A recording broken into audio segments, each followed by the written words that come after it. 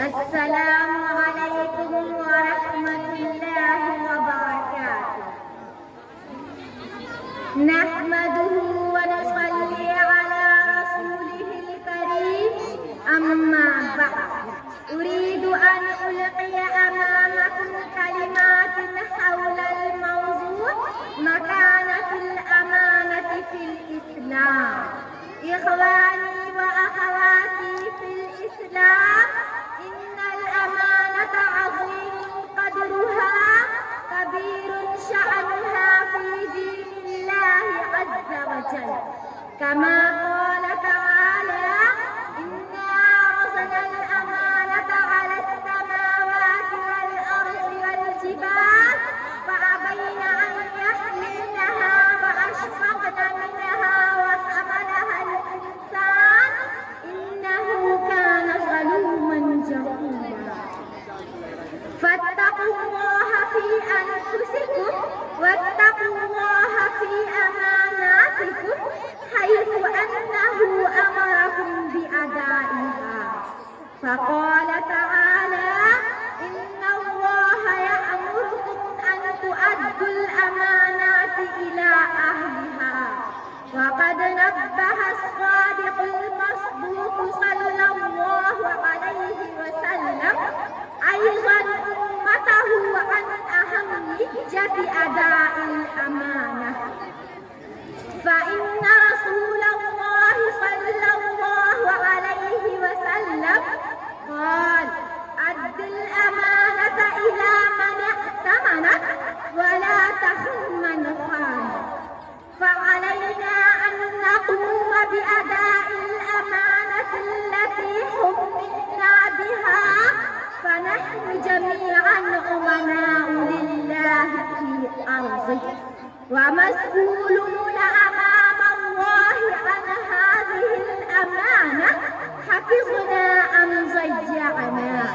وأداء الأمانة ليس عملا صالحا وحسنا، وإنما هو من أعظم دلائل الإيمان وأهم صفات المؤمنين، كما قال تعالى: والذين هم لأماناتهم وعهدهم راعون. وقد نفى النبي صلى الله عليه وسلم الإيمان عن الإنسان الذي لا أمانة له.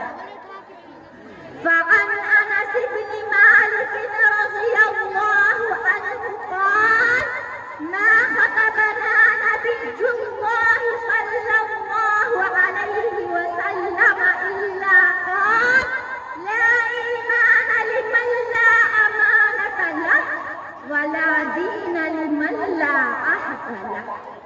أحبتي في الله، وإن أعظم الأمانة أمانة التوحيد وإخلاص العمل لله وحده، وإن الشرك بالله تعالى أعظم الظلم وأشد الخيانة.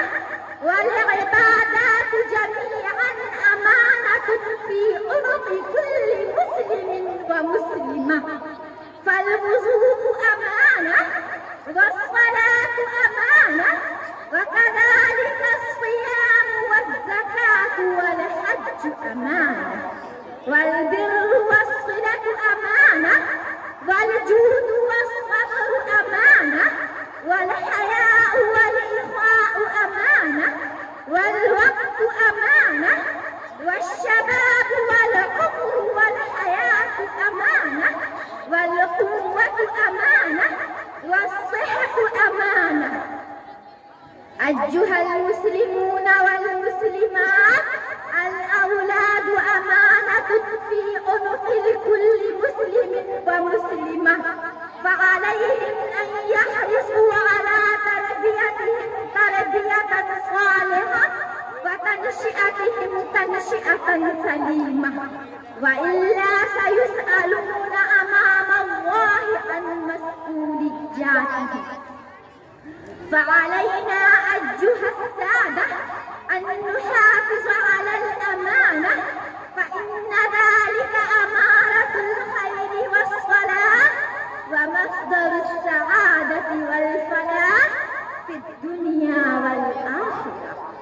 نسأل الله سبحانه وتعالى أن يوفقنا لأداء الأمانة ويجنبنا عن الغدر والخيانة.